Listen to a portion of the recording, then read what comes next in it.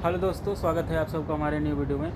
दोस्तों आ जाइए, आज हम आप सबको एक बहुत ही प्यारा प्लांट दिखाते हैं जिस पे बहुत ही प्यारे फूल आते हैं और आप सबको वो प्लांट घर में अपने ज़रूर लगाना चाहिए। तो चलो दिखाते हैं दोस्तों देख सकते हैं ये लगा हुआ है पारिजात हर श्रृंगार का प्लांट, जिसको आप सबको अपने गार्डन में अपने घर में ज़रूर लगाना चाहिए।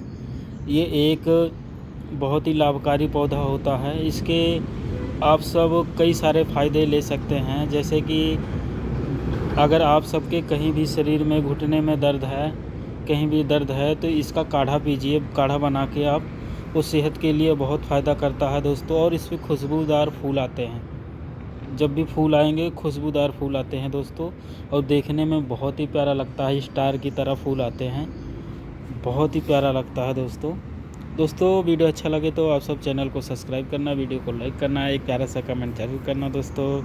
Bye bye.